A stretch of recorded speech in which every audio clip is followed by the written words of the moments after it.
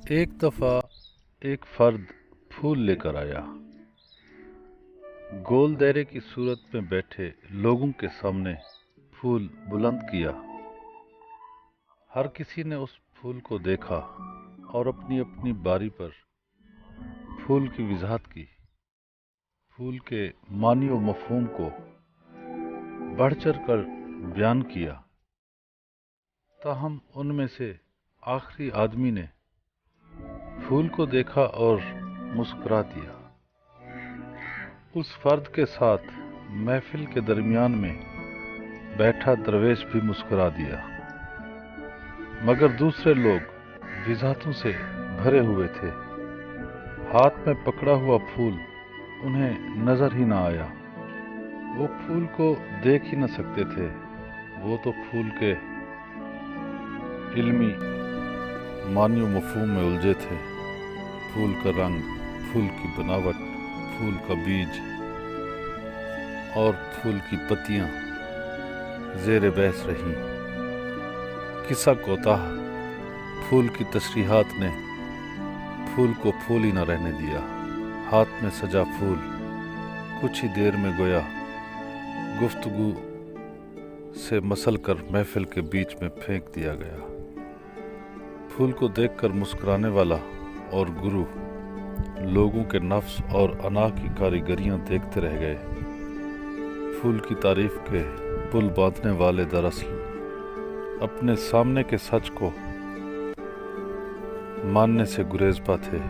سچ کو مؤخر کرنے اور سچ سے دامن بچانے کے لیے ہی تو وہ اپنی ماہرانہ اور ہنرمندانہ گفتگو کا سہارا لیے بیٹھے تھے۔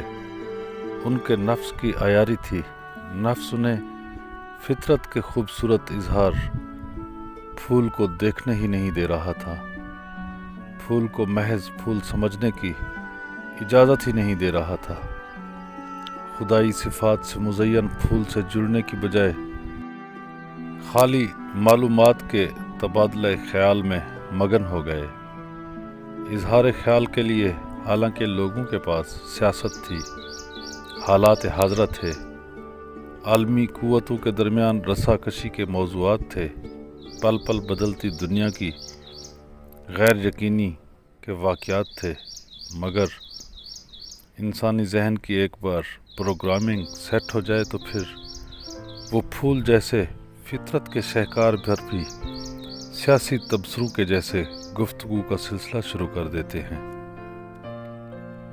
ایسے میں کیا کسی کو سچ کی جھلک مل سکتی تھی؟ ایسی روش سے تو پھر سچ کی رمق بھی ملنا محال تھی، مشکل تھی۔ انسانی ذہن مکمل طور پر ذرائع ابلاغ کے ذریعے قبضہ قدرت میں کر لیا گیا ہے۔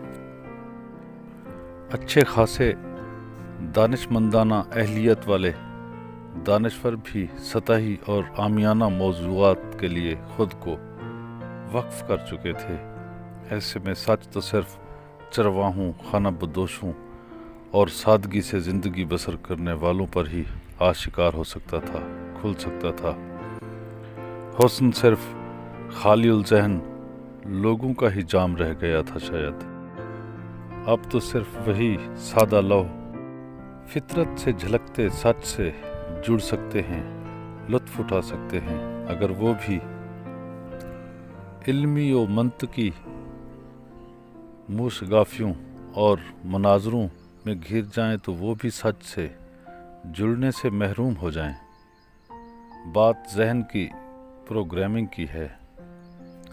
ذہن کی پروگرامنگ کو ڈی پروگرام کرنے کی ضرورت ہے، یعنی ذہن سے معلومات کا فرسودہ، متروک اور شکستہ کاٹ کباڑ صاف کرنے کی ضرورت ہے۔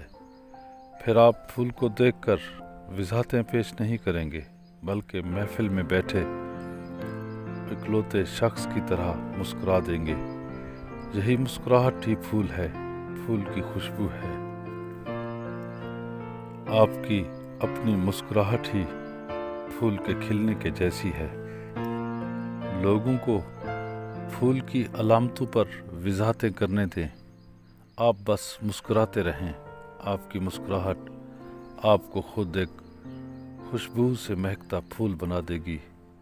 پھول کی بھلا کیا وضاحت ہو سکتی ہے؟ پھول کسی چیز کی علامت نہیں، یہ تو بس ہے، محض ہے۔ یہ استعارہ بھی نہیں، یہ نشان بھی نہیں، یہ کسی چیز کی نمائندگی نہیں کرتا۔ پھول اپنا وجود خود آپ ہے، اپنا مفہوم خود اس کا ہونا ہے۔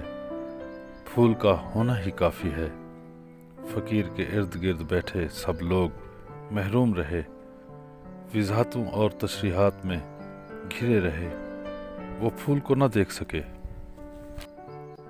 پھول تو ان کی وضاحتوں میں گم ہو گیا۔ اندر سے کسی کھوکھلے ڈھول کی طرح ان کی آواز سماعت کے لیے سزا بنی ہوئی تھی، فطرت کے ردھم کو بے ہنگم شور شرابے سے بے ترتیب کر رہی تھی۔ محفل میں بیٹھے لوگوں پر پھول کا یہ اصرار بری طرح غالب آ گیا۔ فقیر نے پھول ہاتھ میں کیوں پکڑ رکھا تھا؟ کیا یہ کوئی خاص پھول تھا؟ پھول کی یہ کون سی قسم تھی؟ اس کا رنگ کیا تھا؟ یوں سوچتے سوچتے وہ پھول کو بھلا بیٹھے۔ وہ مختلف سمتوں میں دوڑنے لگے اور گمراہ ہو گئے۔ وہ سارے عالم فاضل لوگ تھے، چالاک اور عیار لوگ تھے۔ ہر بار پھول کے ہونے کا کوئی نیا تاریخی، علمی اور الہامی جواز ڈھونڈ کر پیش کر دیتے۔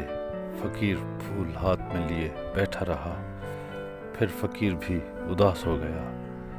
پھول سے لطف اٹھانا تھا، اسے تو بس دیکھنا تھا، اور دیکھنے والے نے خود پھول بن جانا تھا۔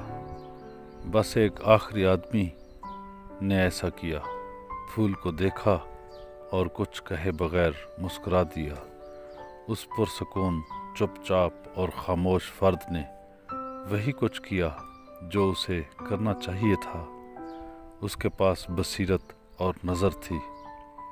اس کی مسکراہٹ میں کیا چھپا تھا؟ وہ اس مسکراہٹ سے پھول بن گیا۔ انسان جب مسکراتا ہے تو کیا وہ کھل نہیں اٹھتا؟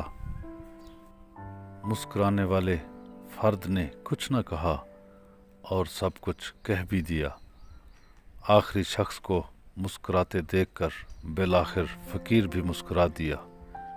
پہلے پھول مسکرایا، پھر خاموش فرد مسکرایا، اور آخر میں فقیر مسکرایا۔ یہ تین مسکراہٹیں محبت کا مذہب بن گئیں۔ مذہب بھی تو کھلنے، مسکرانے اور شرح صدر کے ساتھ سب سے، سچ سے جڑنے کا نام ہے۔ یہ سب خاموشی سے ہو رہا تھا۔